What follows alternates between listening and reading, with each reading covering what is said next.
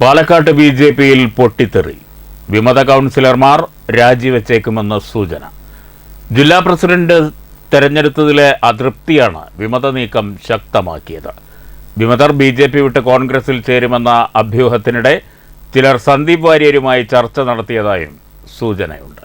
മുതിർന്ന നേതാക്കളെ തഴഞ്ഞ് യുവമോർച്ച ജില്ലാ പ്രസിഡന്റ് പ്രശാന്ത് ശിവനെ ബിജെപി ജില്ലാ പ്രസിഡന്റായി തെരഞ്ഞെടുത്തതിലെ പ്രതിഷേധമാണ് വിമത നീക്കത്തിന് ശക്തി പകർന്നത്. ഉപതെരഞ്ഞെടുപ്പ് കാലം മുതൽ ബിജെപിയിൽ വിമത നീക്കം നടന്നിരുന്നു.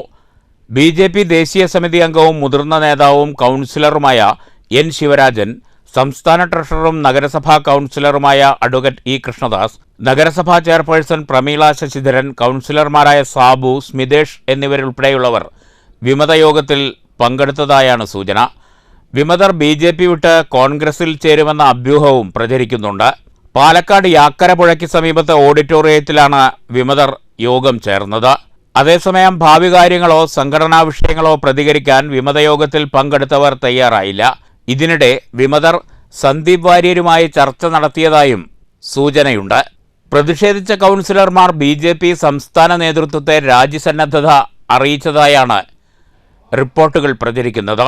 കൗൺസിലർമാർ രാജിവെക്കുകയാണെങ്കിൽ പാലക്കാട് നഗരസഭാ ഭരണം തുലാസിലാകും. മാനദണ്ഡങ്ങൾ തെറ്റിച്ചാണ് ജില്ലാ അധ്യക്ഷ തെരഞ്ഞെടുപ്പ് നടന്നതെന്നാണ് കൗൺസിലർമാർ ഉന്നയിക്കുന്ന പ്രധാന ആക്ഷേപം.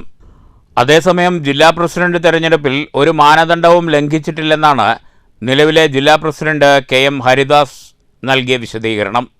അത് അനുസരിച്ചിട്ടാണ് കാര്യങ്ങൾ ചെയ്യുന്നത്.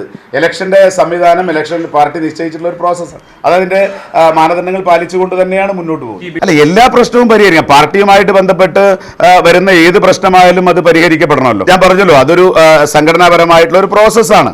അതതിൻ്റെ സംവിധാനം അനുസരിച്ചിട്ട് നടക്കും. അത് അവിടെ ആ തരത്തിലുള്ള സംവിധാനത്തിൽ നമുക്കതിൽ ഇടപെടാൻ കഴിയില്ല. അതിൻ്റെ ഒരു സംവിധാനം അനുസരിച്ച് അത് മുന്നോട്ട് പോകും.